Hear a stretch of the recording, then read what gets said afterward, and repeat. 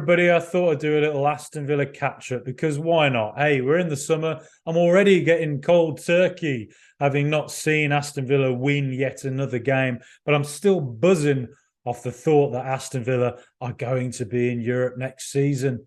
And who's to say we can't go on and win the Conference League after witnessing what West Ham did against Fiorentina? What a win, huh? Jared Bowen, an Aston Villa fan himself growing up, a man who was let go by the Aston Villa Academy. Well, now apparently he's married to Danny Dyer, or he's got kids with her, which I didn't realise. Danny Dyer, the actress daughter of the actor Danny Dyer. Yeah, I had no idea about that. So that was a revelation to me. Shows how out of touch I am with pop culture. And yeah, great finish. And what an achievement for David Moyes. Lovely to see him get a trophy. West Ham themselves now have their first big trophy in a very, very long time. And Aston Villa should look at that and think, hey, West Ham won the Conference League. And they also got to the semi-final of the Europa League. Rangers got to the final of it. Why can't Aston Villa do the same thing? So I'm now feeling good and confident that, you know, those wild scenes of celebration that we saw among the West Ham fans, why can't Aston Villa fans have the same thing this time next year? Why not? Huh? Why not? Well, what's going on in the world of Aston Villa? Well, it's a bit silly season at the moment, isn't it? Every single kind of, transfer guru, apparently, they sort of bought that little blue tick online. They're paying the $8 a month for it for some reason. And they're sort of saying, well, such and such is going to this club and so is going there. My own theory on it is that, look, Aston Villa tend to get the business done pretty quietly. And usually when Villa sign a player, it kind of comes from out of nowhere. I think of, I don't know, Danny Ings. I feel like Coutinho came from nowhere. Diego Carlos kind of came from nowhere. Yon Duran, another one. Alex Moreno. I mean, the only player who I can remember recently, correct me on this in the comments. By the way, like and subscribe, please. Treble underlining subscribe, please. If you don't subscribe, you support Birmingham City. There, I said it. Subscribe now. Look, so yeah, I don't know. Maybe Boubacar Kamara. That's it. I remember Villa being linked to him. I remember the pictures of Gerrard and Lang and Perslow watching him in Marseille. But I thought he'd go to Atletico Madrid. But when he signed for Villa, brilliant, great. So the Villa do traditionally tend to get their business done pretty quietly. So my expectation is that Villa will probably do the same thing again this summer. And most of the names that you're going to see Villa linked with are probably not going to join Aston Villa. I also have a tendency to believe that Villa are not going to spend massive sums on Galactico signings, right? You know, the kind of Marco Asensios that we were linked with. You know, maybe we did have an interest, and if he was willing to come to Villa, well, then great. But I kind of think that the sort of player Emery likes to work with is a player that perhaps hasn't yet reached their full potential, or maybe is a bit underrated, or has been to a club where they weren't in the right system, and Emery can kind of give them back that confidence, right?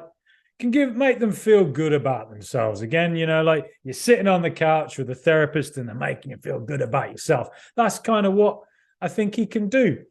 But yes, it is a silly season. So we're going to be linked to a lot of names, but I have a tendency to believe signings like Alex Moreno might be more what happens. The 40 million quid kind of came out of nowhere, not that heralded in this country, from Real Betis. And lo and behold, turns up, does exactly what Emery wanted him to do, and has been a great signing for Aston Villa. Silly season. What we mean by that is, in the UK, we have our very famous and very controversial tabloid media. Everybody loves them, don't they? And in the summer, when it's all a bit quiet, there's not a lot going on, you'll always get a story about a shark. Great white shark was seen in the English Channel. There has never been a great white shark in the English Channel, but you will get those reports. Fair enough. So I'm expecting reports about great white sharks swimming down canals in Birmingham very soon, consuming Birmingham City fans. I wouldn't want to see Birmingham City fans eating. Life's hard enough with the fact that they support Birmingham City. Oh, by the way, Jude Bellingham going to Real Madrid. What a fantastic achievement. I love it. For the city of Birmingham, rivalries aside and all that, what a fantastic thing that is for the city of Birmingham. What a player. To think that Real Madrid's crown jewel of a player for the next couple of years is likely to be Jude Bellingham. A kid from, I think, born in Stourbridge, went to school in Birmingham, played for Birmingham City. Two of the most expensive players of all time, Jack Grealish from Solihull, Jude Bellingham, born in Stourbridge. That's quite cool, isn't it? I like that. Anyway, on to Aston Villa. Well, we've been linked with Monchi. Now, I just kind of feel that Aston Villa, because we have a Basque manager in Unai Emery, we are just being linked constantly with any player that might potentially be available in Spain, or for that matter, a sporting director, Sevilla's Monchi. Now, the reports I think are in Marca, one of the leading Spanish newspapers.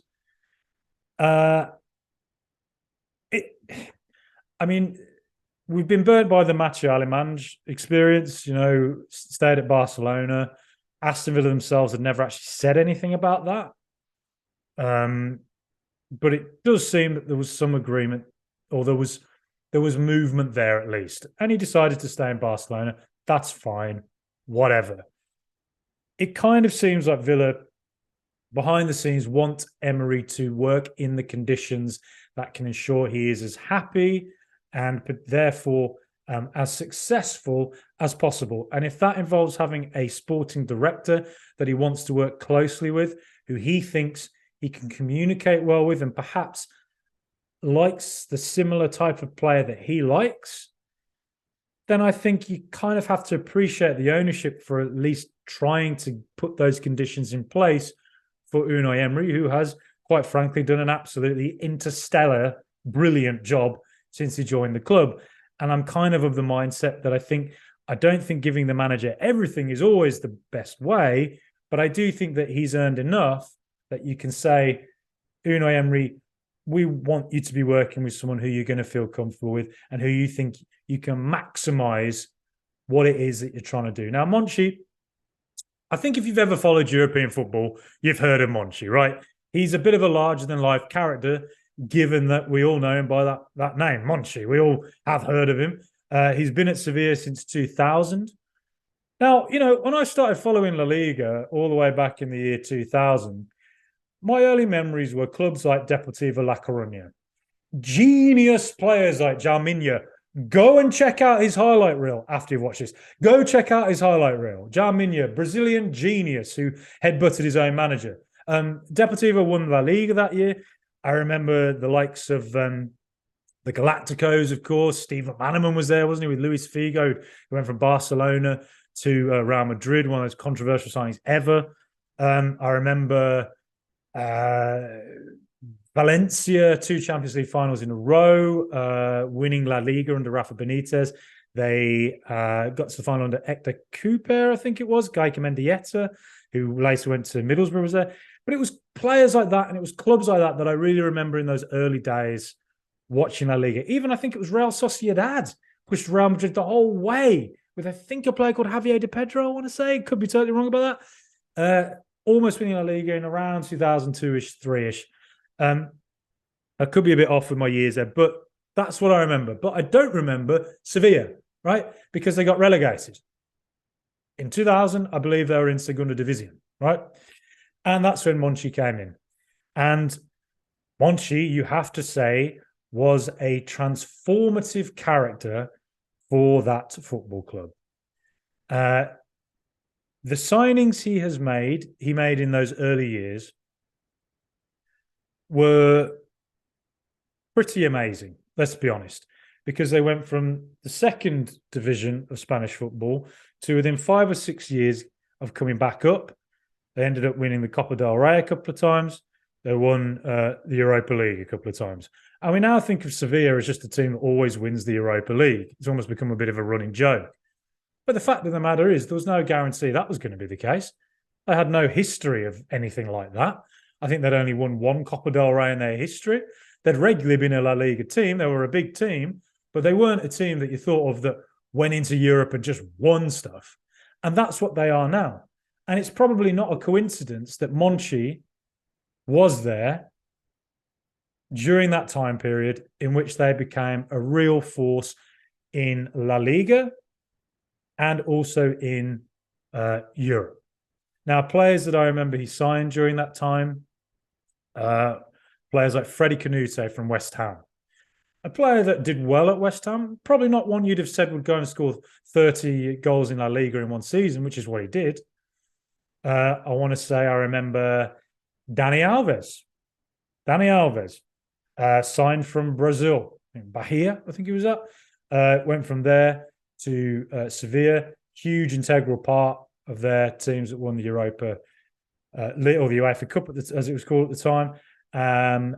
Beating Middlesbrough 4-0 in the final. Gareth Southgate's Middlesbrough as well. God, I remember that. Why can I remember these things? Why do I have such random memories of bloody Sevilla's team and Monchi's signings from the year 2005 when I can't even remember my own birthday?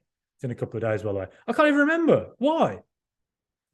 Anyway, yes, Dani Alves, a player you wouldn't have known too much about at the time. In he came, went and became a legend for Barcelona as well, and for Brazil and Sevilla. Adriano, another player, not the Inter Adriano, but another Brazilian Adriano, who then also who played a lot for Sevilla, played again in the UEFA Cup final, winning teams, and then went on and became a really crucial player under Pep Guardiola's Barcelona, as well as Dani Alves. Luis Fabiano, Brazilian striker. Ivan Rakitic, only signed for about 2 million euros, I think, from German football. Can't exactly remember which team it was, but he went to Sevilla, became a really key component of that team, and then ended up going to Barcelona and becoming a really key component of that team as well. And he's now back at Sevilla. Then you're on top of that, you're thinking of the youth system that he was charged with sorting out. They brought through players like the late, great Jose Antonio Reyes, played for Arsenal as well, Real Madrid. I remember the Sergio Ramos from an Andalusian, so from the area where Sevilla is. Jesus Navas still playing there, legend. God, who else? Diego Capel, another, I think a fullback, I want to say he was.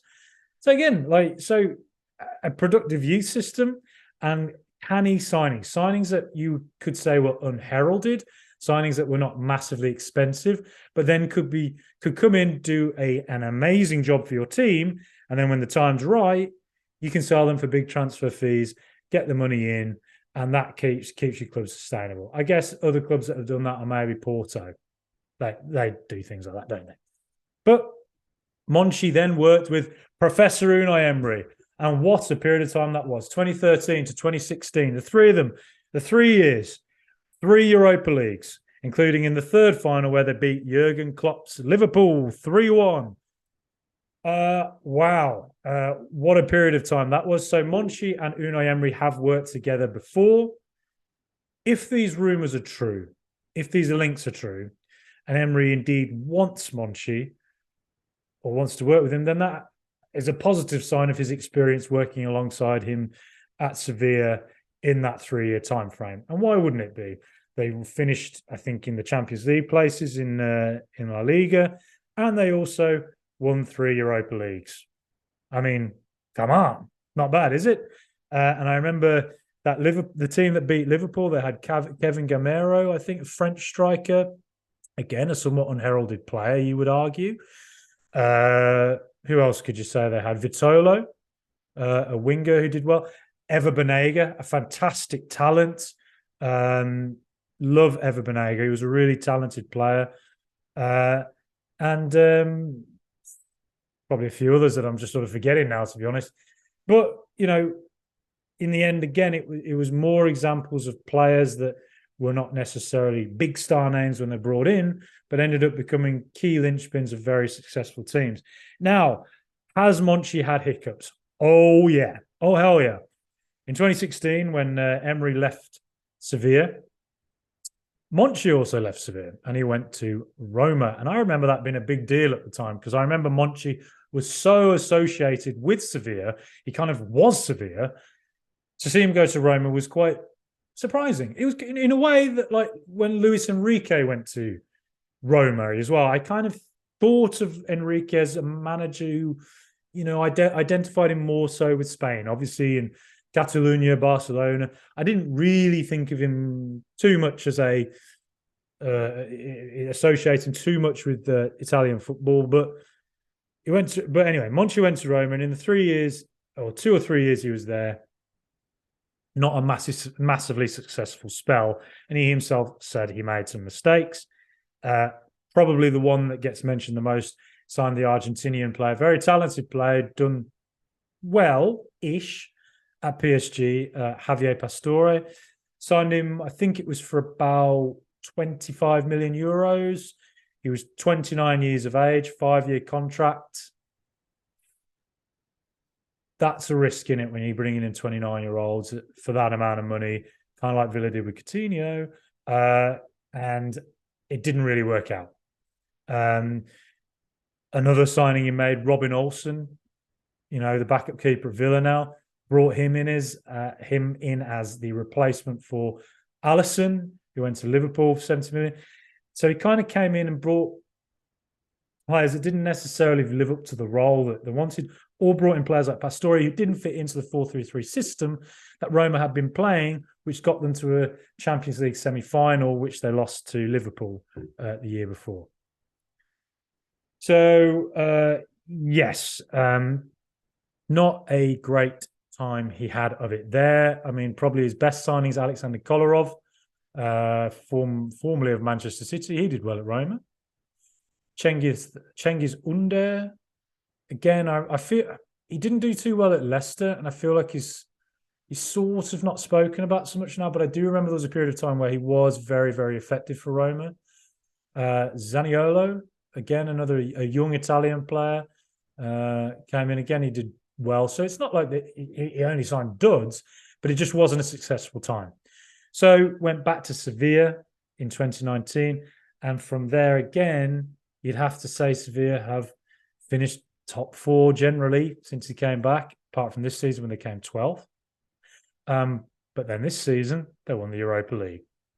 So they just did it again. It's what they do. They are inevitable.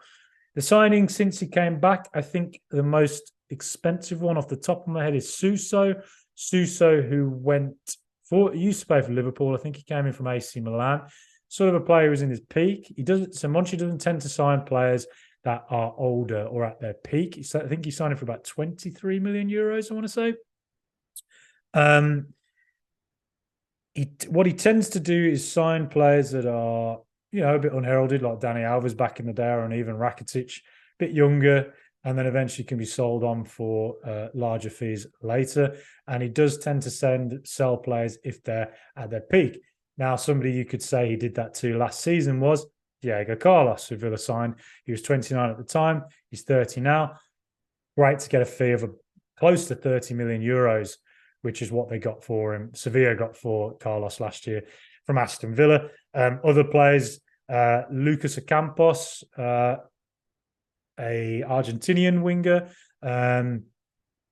brought him back. I think he was loaned to Ajax, had a miserable time of it there, came back in, became a key part of Sevilla's run to the Europa League final, or winning it. Loic Bardet, Nottingham Forest, who he'd been on loan at Forest, hadn't played a single game. We all forget who Forest signed last season. I think they signed the entirety of the bloody world, quite frankly. Bardet didn't do anything at Forest. Went over to Sevilla and was again a crucial part in winning the Europa League, scored in the semi-final against Manchester United. I did make a note of a couple of other players. He sold Jules Koundé last season to Barcelona, 60 million quid. Another player that hadn't been brought in that much money. Youssef En-Nesyri brought in a couple of seasons ago. Morocco player, remember him from the World Cup. Scored I think 6 goals in the Europa League this season. Didn't score as many in La Liga, but has had a couple of high-scoring seasons in La Liga. So, yes, Monchi, if he were to come to Aston Villa, if Emery wants to work with him, I don't know how we can argue against that. I don't know how we can argue against wanting to make Emery's life as comfortable as possible. If he has worked with Monchi before and enjoyed that process, and Aston Villa are, keen on bringing in someone who has the skill set of somebody like a Monchi, who perhaps will target players who have an upside, not necessarily always at their peak, then I don't think that's the worst thing in the world. Is there some hesitance after what happened at Roma, the one time he actually went out of Spain? Yes. Do I think sometimes sporting directors can be a bit overhyped? Yes. I think ultimately it's the coaching, it's the players on the pitch and it's the coaching that really gets the job done, isn't it? But yeah, I thought I'd say a bit about Monchi. I do have some knowledge of him. I've followed La Liga for a long time. So I think if he would come to Villa, I think it'd be a real surprise. I think I'd be really taken aback that he's joining Aston Villa. I mean, it's Monchi, for God's sake. This is a big character in Spanish football. And yes, it would be exciting. And yes, it's exciting to think that when he worked with Unai Emery, they won the Europa League 3 times in a row, and Sevilla were consistently pushing into the Champions League places in La Liga. But it's a different environment. It's the Premier League, and maybe they'll be working in different financial circumstances. Maybe Villa will have more money, and maybe Villa will want to sign a couple of players who perhaps might even be at their peak and get us quicker into the Champions League play, or push for the Europa League and Champions League places. Maybe. But whatever happens, these are just rumours at the moment. I don't know. Nobody knows really at the moment what's going on there. So we'll see, is what I can say. But yeah, it would be a quite exciting and surprising move. That's Monchi. A couple of other things. If you can be bothered to hear me ramble on anymore, apologies for that. What else is there? Harvey Barnes today, I think it's the Telegraph newspaper, have said that West Ham are now leading the race. They're about to get a lot of money by selling Declan Rice, it appears. Fantastic player, Declan Rice, and he comes to Villa, mate. Harvey Barnes to West Ham. That doesn't surprise me, right? I think what Harvey Barnes is a really talented player. 13 goals, I think it was 12 or 13 goals this season in a relegated team, playing on the left of midfield. The season before, he was the 3rd top assist maker, 10 assists in the Premier League, behind Mo Salah and Trent Alexander-Arnold. That's a talented player. What is he, 24, 25? So not yet at his peak as an upside. Probably a player that I think, Villa were, according to the Independent, Villa were at the forefront of signing him a couple of weeks ago. My somewhat question about the signing of him would be he plays on the left of a 4-2-3-1 and cuts in on his right-hand side. So I don't quite see where that fits in Emery's current system, though I guess you could argue he's right-footed, so he could go in right midfield where Bailey is. Maybe there's potentially could be turned into a second striker off Watkins in the sort of Buendia role, or maybe he could play where Ramsey plays and maybe not cut outside wide so much if Moreno's pulling up wide, and maybe he could just sit a bit more centrally and cut inside more and take a few long-range hits. Or maybe it offers the potential for Villa to change the shape in a game and go to 4-2-3-1. Maybe there's that as well. Yes, so I think if he were to come to Villa, I'd like to think that Emery is the man who wanted him, and I'd like to think that Emery thinks there's something he can work with here. But if he's not to come, then fine. Whatever. I'm sure that Villa are working on things behind the scenes, and there's no need at all for any sense of panic or whatever. Just whatever. Things are going to happen. Things are going to move. It's really early days in the transfer window. Other than that, Youri Tielemans. I spoke to Dougie Critchley yesterday, football broadcaster, Football Daily, and regularly on Sky Sports. Lovely guy, really knowledgeable guy. And, he spoke well of Youri Tielemans. Villa, again, been linked with him a lot. Roma have also been linked with him. He's a free agent currently. I rate him. I think he's a good player. Dougie Critchley said that maybe he's the kind of midfielder who could come in and play those balls into the final third. So that I think Villa's midfield maybe aren't so great at the moment, or don't have the best stats at the moment. And it's just another big name midfielder. I think if you had Tielemans, Douglas Luiz, Boubacar Kamara, John McGinn, potentially Timo Rogbinam coming back in, Jacob Ramsey can sit back there as well. If that's your centre midfield options, you've arguably got some of the best options, close to the best options at least, in the Premier League. You really do. So yeah, I think players who are quite versatile and can be moulded. I think Tielemans might be one of them. Were he to come in, I'd be happy with it personally. But if it weren't to happen, again, whatever. Move on. Doesn't worry me at all. So what? Who cares? I'm sure Villa will be linked with plenty of other names in the coming weeks. We'll see what happens. And I'll be sure, damned as hell, trying to get people to speak to experts, informed opinions on it. Because look, all I can give you is my observations. I'd love to get people on who can give you like what's going on, what's the lowdown, when they watch this stuff more regularly, as I have been doing on this channel since it started. Thank you to everybody who watches. Thank you to everyone who just about somehow miraculously sat through me blabbering on about Monchi for the last million years. The Monchi Mash. I saw Neil Dunworth for the Liverpool McGrath. Fantastic guy. Brilliant podcast. Saw him talking about the Monchi Mash earlier. Great. Love it. We got to get a song going for that if it ever comes off. But whatever. Hey, I love football. I love Aston Villa. Please subscribe. Please like, subscribe. Comment below your thoughts. Up the mighty Villa.